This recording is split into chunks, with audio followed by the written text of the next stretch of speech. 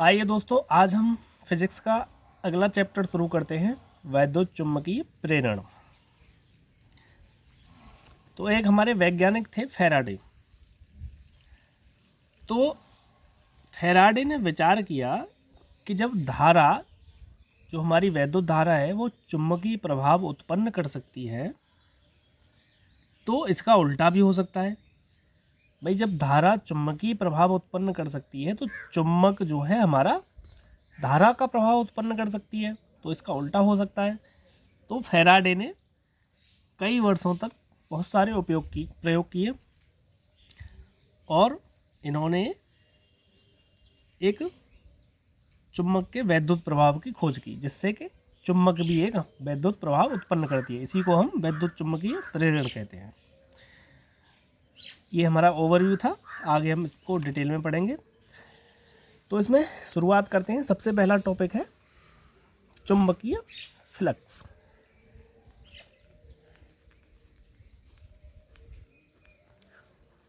चुम्बकीय फ्लक्स, जिस तरह से हमारा वैद्युत फ्लक्स होता था उसी तरह से हमारा चुम्बकीय फ्लक्स होता है, बस वैद्युत की जगह चुम्बकीय शब्द यूज हो जाता है। जैसे चुम्बकीय फ्लक्स क्या होता है? एक समान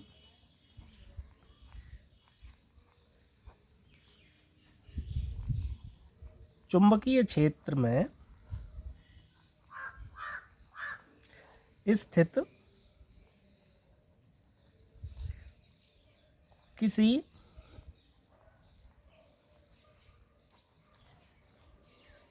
पृष्ठ के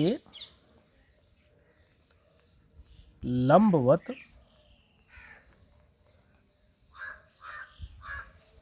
गुजरने वाली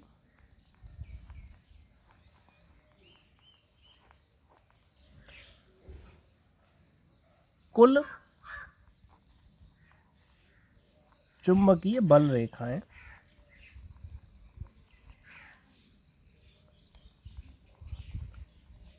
चुम्बकीय बल रेखाओं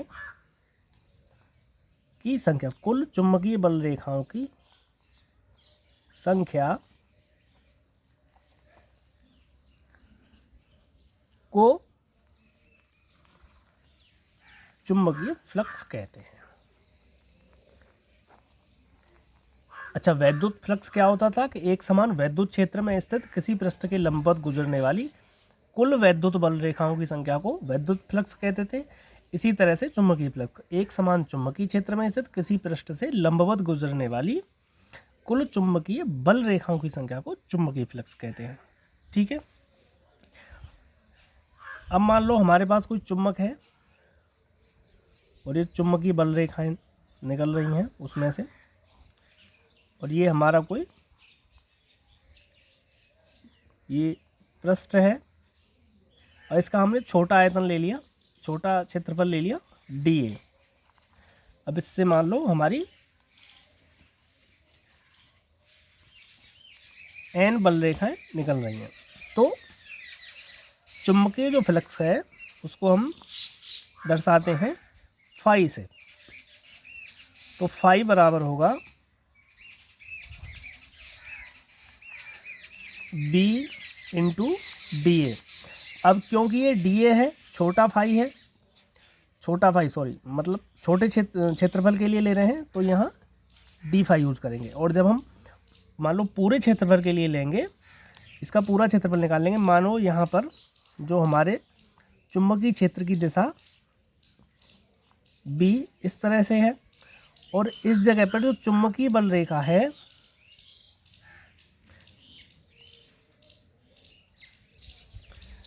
अब इस पर मान लो हमने एक अभिलंब खींच दिया जो कि इसके आर पार इधर जाता है और जो चुम्बकीय क्षेत्र से हमारा थीटा कोण बनाता है। तो इस अभिलंब पर जो हमारा चुम्बकीय क्षेत्र होगा, इसका जो अनुदिश सदिश क्षेत्रफल सदिश होगा वो होगा हमारा A cos थीटा। ठीक है, ये हो गया हमारा अनुदिश सदिश। तो इस कंडीशन में हमारा जो D फाई हो जाएगा वो B DA cos थीटा। अगर हम इसके अनुदिश सदिश निकालें, अगर सदिश नहीं निकालते तो हमारा चुंबकीय फ्लक्स इतना होगा। अगर हमें कोण दिया हो, चुंबकीय जो पृष्ठ है उसके अनुदिश हमें सदिश दिया हो, तो हमारा चुंबकीय फ्लक्स का मान इतना होगा। समझ में आ रहा है? कोण नहीं दिया तो हमारा मान इतना होगा, अगर कोण दिया है तो इतना होगा। ठीक है, अब क्या होगा, अब ये था हमारा थोड़े से क्षेत्रफल के लिए। अब मान लो संपूर्ण पृष्ठ के लिए निकालें, संपूर्ण पृष्ठ पर चुंबकीय फ्लक्स। तो हम जानते थे कि संपूर्ण पृष्ठ के लिए हम इसका समाकलन कर देंगे।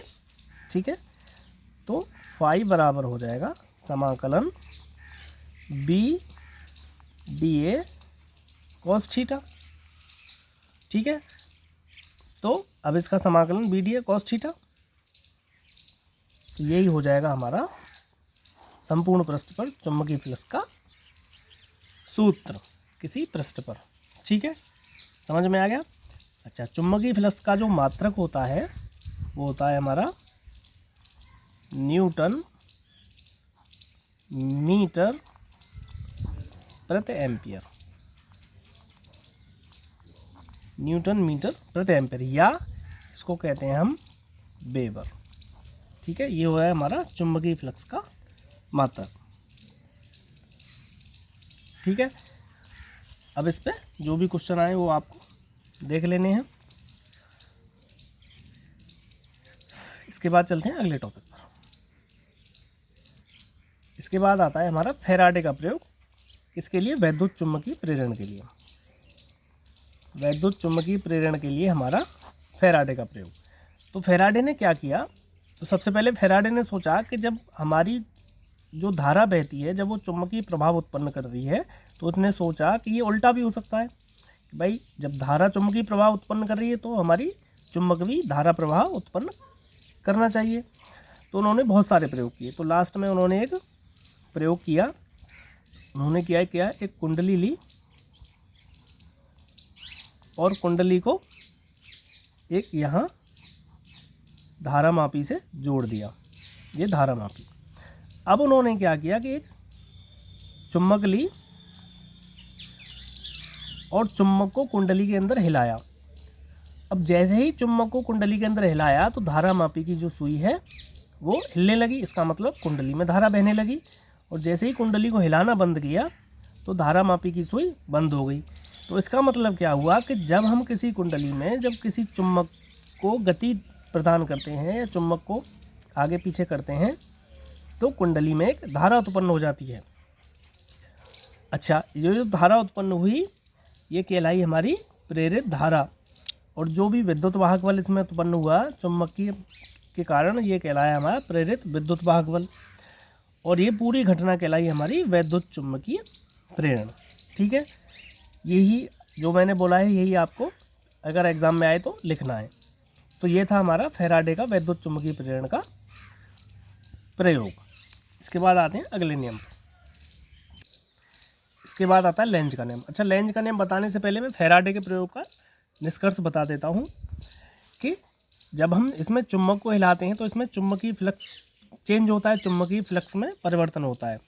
तो इसका जो फाइनल जो एक्सपेरिमेंट का जो फाइनल एक्सप्लेनेशन है उसको मैं बता देता हूँ लिखकर कि जब किसी परिपथ में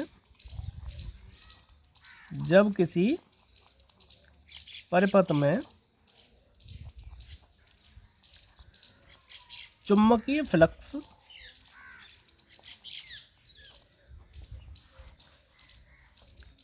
फ्लक्स के मान में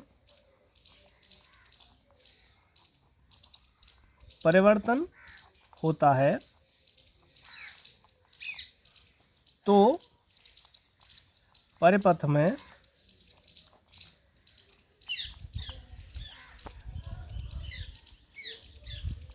एक प्रेरित वैद्युत वाहक बल उत्पन्न होता है।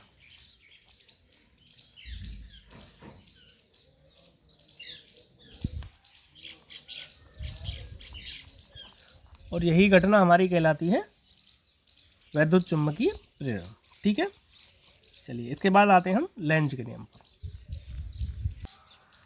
अब लेंज का नियम क्या कहता है कि किसी परिपथ में प्रेरित विद्युत वाहक बल तथा प्रेरित धारा की दिशा, प्रेरित विद्युत वाहक बल तथा प्रेरित धारा की दिशा। अब हमने प्रेरित विद्युत वाहक बल और प्रेरित धारा तो बना लिए भाई फैराडे के प्रयोग से। अब उसकी दिशा सदैव इस प्रकार की होती है कि वह उस कारण का विरोध करती है जिससे वह उत्पन्न होती है। अब मान लो कि हमने चुंबकीय फ्लक्स में परिवर्तन करके प्रेरित धारा जो उत्पन्न की, तो उसकी दिशा सदैव इस चीज़ का विरोध करेगी जिससे कि वह उत्पन्न हो रही है, तो वहाँ उसमें आपस में लड़ाई होगी। वो जब उत्पन्न होगी तो वो उस चीज़ का हमेशा विरोध करेगी। ठीक है, तो ये हमारे लेंज ने बताया। उसके बाद आता है हमारा अगला टॉपिक फैराडे के विद्युत चुम्बकीय प्रेरण के नियम। फैराडे ने प्रयोग करके हमें विद्युत चुम्बकीय प्रेरण के 2 नियम बताए। तो पहला नियम कहता है हमारा कि किसी परिपथ में चुम्बकीय फ्लक्स के मान में परिवर्तन हो तो उस परिपथ में एक प्रेरित वैद्युत वाहक बल उत्पन्न हो जाता है, और यह वैद्युत वाहक बल तब तक होता है जब तक कि चुम्बकीय फ्लक्स में परिवर्तन होता है। अगर चुम्बकीय फ्लक्स में परिवर्तन को हम बंद कर दें तो हमारा प्रेरित वैद्युत वाहक बल भी बंद हो जाता है। ठीक है, तो अगर हमारा जब तक निरंतर चुम्बकीय फ्लक्स परिवर्तित होता रहेगा तो हमें निरंतर प्रेरित वैद्युत वाहक बल मिलता रहेगा। अगर चुम्बकीय फ्लक्स में परिवर्तन बंद कर दिया तो हमारा प्रेरित वैद्युत वाहक बल भी मिलना बंद हो जाएगा। तो ये था हमारा फैराडे का प्रथम नियम। इसके बाद आते हैं फैराडे के द्वितीय नियम पर। अब आते हैं फैराडे का दूसरा नियम। तो दूसरा नियम क्या कहता है कि किसी परिपथ में उत्पन्न प्रेरित विद्युत वाहक बल का परिमाण, उसकी वैल्यू, परिपथ से बद्ध चुम्बकीय फ्लक्स के मान परिवर्तन की दर के अनुक्रमानुपाती होता है। मतलब उसके विलोमानुपाती होता है, समानुपाती नहीं होता। अब मान लो, माना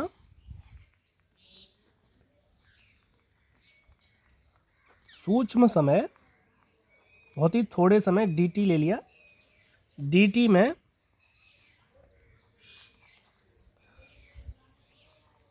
चुंबकीय फ्लक्स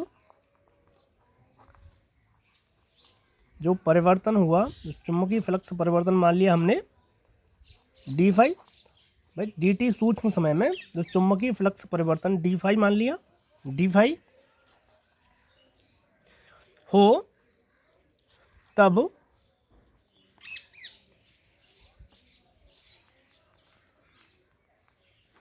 परिपथ में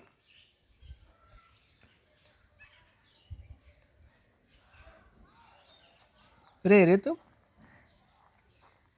वैद्युत वाहक बल, अब प्रेरित वैद्युत वाहक बल को हमने मान लिया E, तो प्रेरित वैद्युत वाहक बल E बराबर होगा minus K D phi upon D T के, सॉरी समानुपाती होगा minus K D phi upon D T के। माइनस क्यों होगा? क्योंकि ये जिस कारण से उत्पन्न होता है उसका विरोध करता है। ठीक है, अथवा ई बराबर होगा, जब समानुपाती हटा के बराबर लगाते हैं तो एक नियतांक लगाते हैं, तो नियतांक लगा दिया हमने के minus K D phi upon D T. ठीक है, अब जब खोज की तो के का मान हमारा 1 निकल के आया, तो जब 1 आ गया तो हमारा प्रेरित वैद्युत वाहक बल ई बराबर क्या आ गया, minus K D phi upon D T.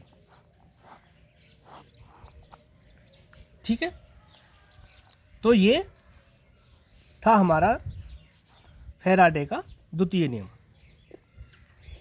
अब मान लो ये था हमारा D phi upon D T छोटे समय के लिए और एक कुंडली के लिए। अब मान लो कुंडली में n फेरे हों, भाई ये तो एक फेरे के लिए निकाला हमने। अब लिखो, माना जो परिपथ में जो कुंडली होती है जो वैद्युत वाहक बल उत्पन्न करती है, उस कुंडली में n फेरे हैं,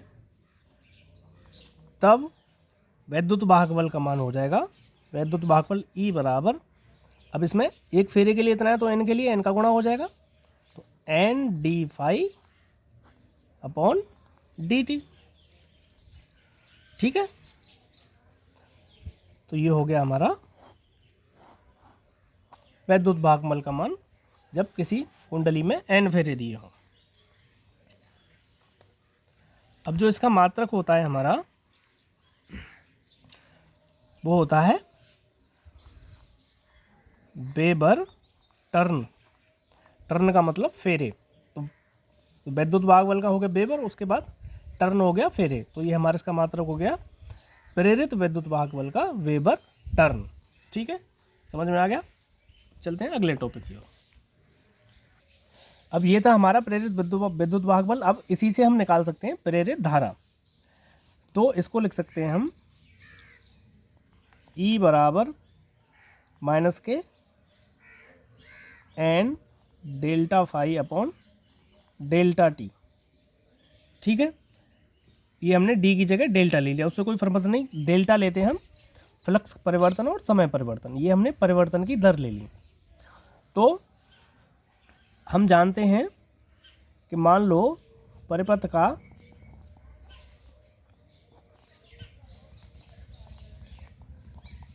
प्रतिरोध R हो गया, तो परिपथ में प्रेरित धारा हमारी I बराबर होती है E अपॉन R के, ये हम जानते हैं ओम के नियम से। तो बस E की वैल्यू यहाँ से रख दो, तो ये हो जाएगी हमारी N delta phi upon R delta T, तो ये आ जाएगी हमारी प्रेरित धारा की वैल्यू। ठीक है, यहीं से हमने प्रेरित वैद्युत वाहक बल से निकाल लिया प्रेरित धारा। तो ये थी हमारी प्रेरित धारा। अब यहीं से निकाल सकते हैं हम प्रेरित आवेश।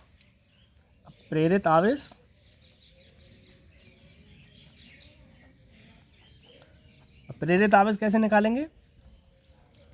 माना डेल्टा टी समय में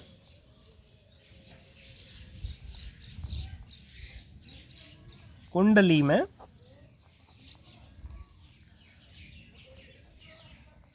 प्रेरित आवेश Q बराबर, आवेश को Q से लिखते हैं, Q बराबर कितना होता है?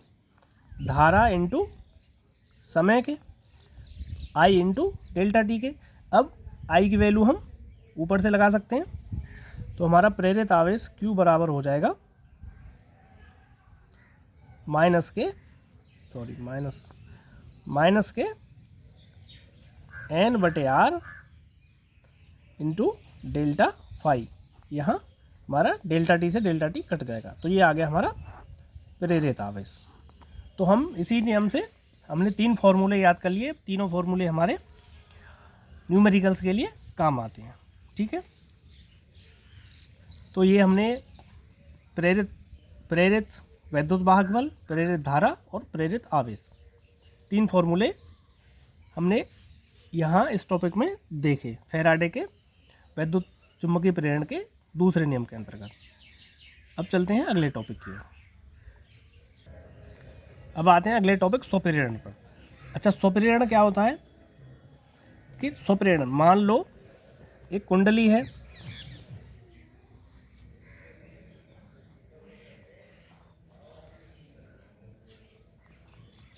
कुंडली में हमने धारा दी, तो क्या होगा कि जब हम धारा देंगे तो कुंडली के आसपास हमारा एक चुंबकीय क्षेत्र उत्पन्न होगा, ये हम जानते हैं। अगर हम कुंडली के अंदर धारा के मान को परिवर्तित करें, बार बार परिवर्तित करें, तो ये जो चुंबकीय फ्लक्स बनेगा कुंडली के आसपास, तो उसमें परिवर्तन होगा। जब चुंबकीय फ्लक्स में परिवर्तन होगा तो इस कुंडली के अंदर या इस परिपथ के अंदर एक दूसरी धारा बहने लगेगी। ठीक है, जो धारा बह रही है इससे अलग एक दूसरी धारा बहने लगेगी जो इस धारा का विरोध करेगी लेंज के नियम के अनुसार। तो ये जो धारा उत्पन्न हुई, जो हमारी ये जो धारा उत्पन्न हुई जो दूसरी वाली, ये पूरी घटना कहलाई हमारी स्वप्रेरण। समझ में आया? चलिए इसको लिख के बता देता हूँ। किसी कुंडली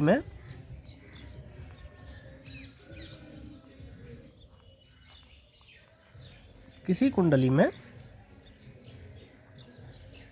प्रवाहित वैद्युत धारा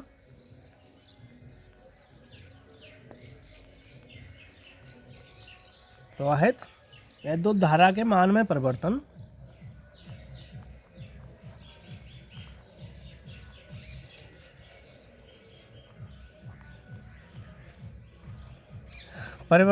के कारण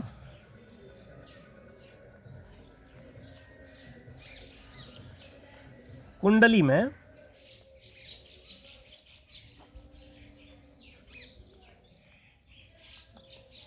एक प्रेरित धारा उत्पन्न हो जाती है।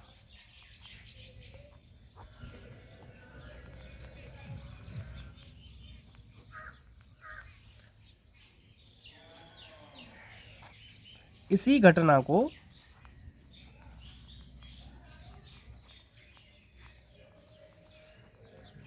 स्वप्रेरण कहते हैं। ठीक है, अब हमने इस कुंडली में धारा दी, अब धारा हमारी बह रही है। अब मान लो धारा के मान को हम परिवर्तित करते हैं बार बार, कभी 1 एम्पियर, कभी 1.5 एम्पियर, कभी 2 एम्पियर। तो ये कुंडली है, इसके आसपास हमारे एक चुंबकीय क्षेत्र बनेगा। चुंबकीय क्षेत्र बनेगा तो चुंबकीय फ्लक्स भी होगा। तो जब धारा के मान में परिवर्तन होगा तो इस चुंबकीय फ्लक्स के मान में भी परिवर्तन होगा। जब फ्लक्स के मान में परिवर्तन होगा तो वो इसी कुंडली में एक दूसरी धारा प्रेरित कर देगा, और ये दूसरी धारा की जो प्रेरणा होगी यही हमारी घटना कहलाती है स्वप्रेरण। ठीक है, समझ में आ गया? इसके बाद अगला आते हैं अगले टॉपिक, स्वप्रेरण गुणांक।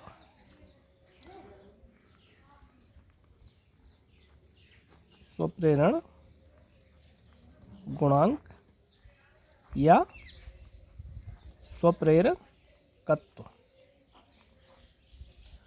स्वप्रेरण गुणांक या स्वप्रेरकत्व। अब मान लो ये कुंडली में हमारी आई धारा बह रही है और कुंडली में n फेरे हैं, और इस कुंडली से बद्ध हमारा चुंबकीय फ्लक्स फाई है। ठीक है, तो जो हमारा चुंबकीय फ्लक्स होगा वो प्रवाहित वैद्युत धारा के समानुपाती होगा, ये हम जानते हैं। तो चुंबकीय फ्लक्स कितना होगा? n phi. भाई एक कुंडली के लिए फाई और n कुंडली के लिए n फाई, तो n फाई जो है वो समानुपाती होगा हमारे धारा के।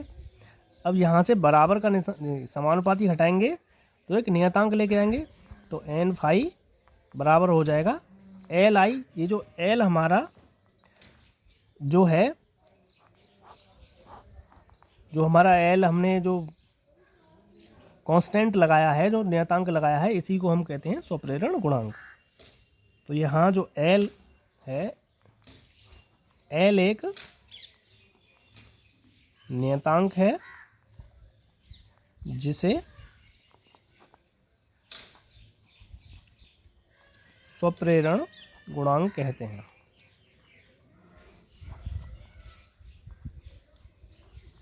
ठीक है, तो L बराबर लिख सकते हैं हम n फाई अपॉन आई। ठीक है, और L का हमारा जो मात्रक होता है वो होता है हेनरी। तो स्वप्रेरण या स्वप्रेरण गुणांक का जो स्वप्रेरण गुणांक या स्वप्रेरकत्व का जो मात्रक होता है वो होता है हमारा हेनरी। ठीक है, समझ में आ गया? ठीक। अब अगला टॉपिक लेते हैं, लंबी परिनलिका में स्वप्रेरकत्व। अब मान लो हमारे पास एक लंबी परिनलिका है,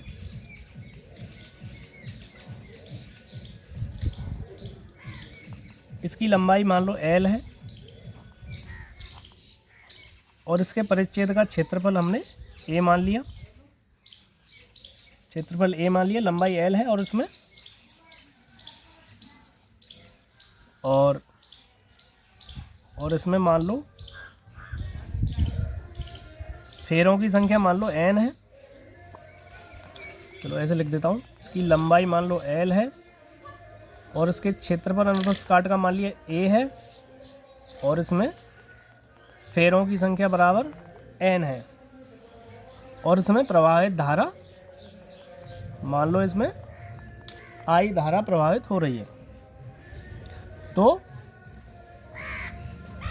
परिनलिका के भीतर चुंबकीय क्षेत्र, परिनलिका के भीतर चुंबकीय क्षेत्र हमारा B बराबर होगा mu naught N into I upon L। ठीक है, ये हम जानते हैं, पहले कर चुके हैं। अब कुंडली के प्रत्येक फेरे में चुंबकीय फ्लक्स, कुंडली में N फेरों में चुंबकीय फ्लक्स क्या होगा, फाई बराबर N into B into A. ठीक है, अब यहाँ B की वैल्यू समीकरण नंबर 1 से रख देंगे तो हमारा फाई बराबर हो जाएगा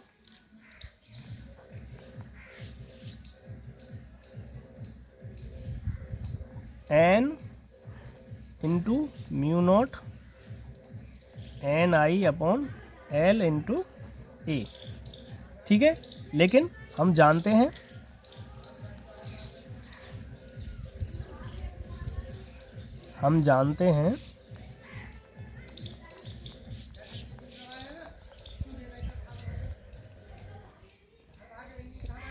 N फाई बराबर होता है LI के। अभी हमने पढ़ा था N फाई बराबर होता है LI के, तो यहाँ से निकाल लेंगे हम। यहाँ हम जानते हैं L बराबर होता है N फाई अपॉन I के। ठीक है, तो यहाँ हम I की वैल्यू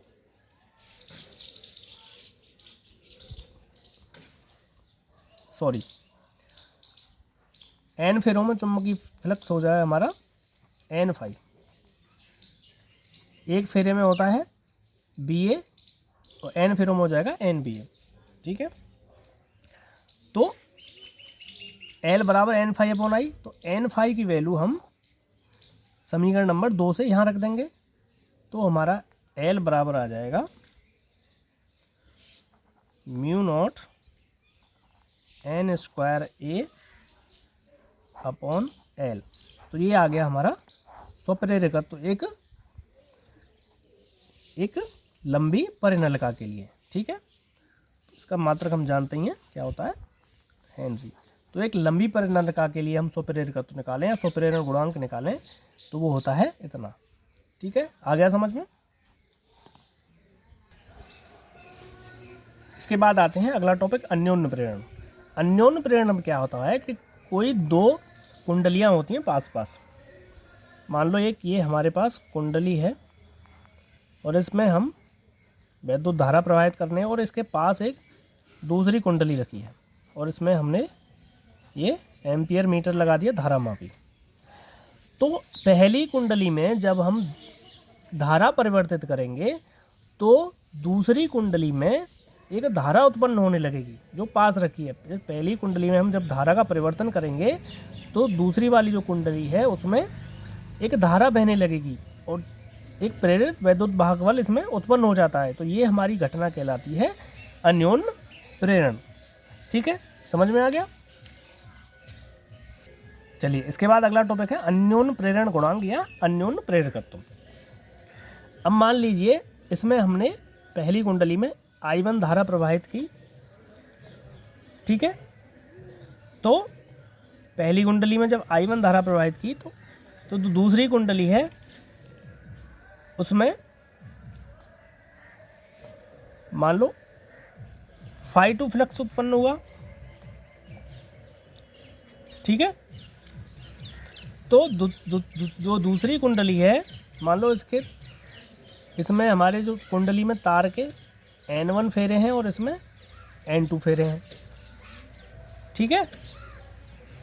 तो जब हमारा दूसरी कुंडली में हमारा जो फ्लक्स उत्पन्न होगा, जो टोटल फ्लक्स होगा, वो फ्लक्स इनटू फेरों की संख्या के बराबर होगा, जो कि हमारी पहली कुंडली की धारा के समानुपाती होगा। क्यों होगा? क्योंकि पहली कुंडली की धारा पर ही डिपेंड है हमारा ये वाला फ्लक्स। क्योंकि पहली कुंडली में धारा नहीं होगी तो इसमें अन्योन्य प्रेरण की घटना ही नहीं होगी। तो इसीलिए जो हमारा दूसरी कुंडली का फ्लक्स है वो समानुपाती होगा हमारी पहली कुंडली की धारा के, क्योंकि पहली कुंडली की धारा पर ही डिपेंड है ये दूसरी कुंडली का फ्लक्स, ठीक है। अब इसको समानुपाती हटाएंगे तो एक नियतांक लगाएंगे, नियतांक लगा दिया m। तो जो हमारा m एक नियतांक है, इसे ही अन्योन्य प्रेरण गुणांक या अन्योन्य प्रेरकत्व कहते हैं। समझ में आ गया?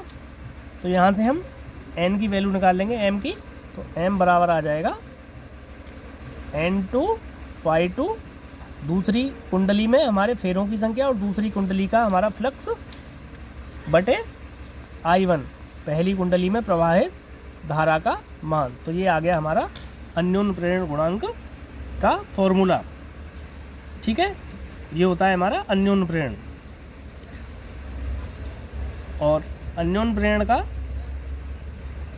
जो हमारा मात्रक होता है, तो इसका मात्रक भी हमारा स्वप्रेरण की तरह हेनरी ही होता है, ठीक है। ये था हमारा अन्योन्य प्रेरण। समझ में आ गया? अब चलते हैं अगले टॉपिक पर।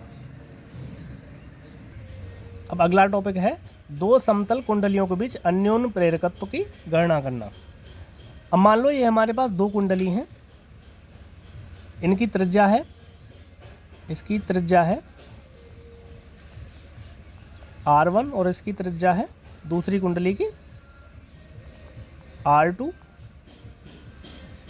मान लो इसमें हमारे N1 फेरे हैं और इसकी कुंडली में हमारे N2 फेरे हैं, ठीक है।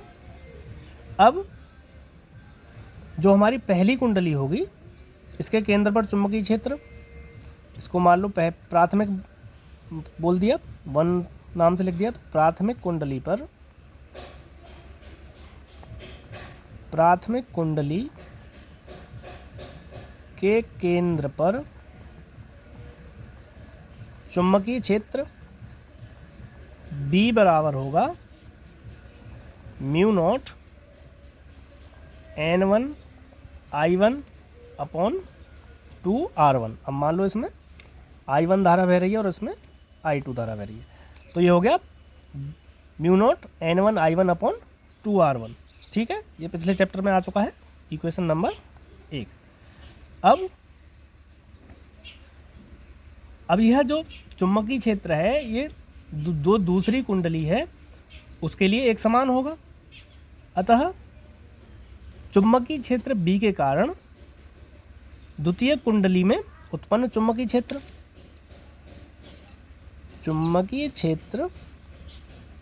B के कारण दूसरी कुंडली में चुंबकीय फ्लक्स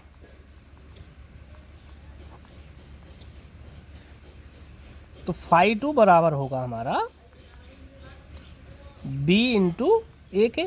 भाई फाई बराबर बी ए होता है, तो φ2 बराबर बी ए। अब B की वैल्यू लगा देंगे तो ये हो जाएगा हमारा μ0 N1 I1 upon 2R1 into ए। अब ए क्या है?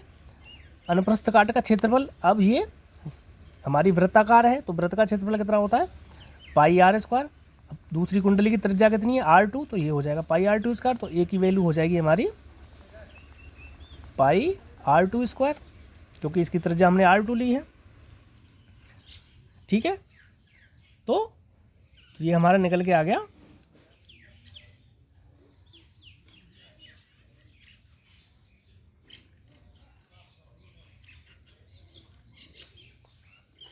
φ2 बराबर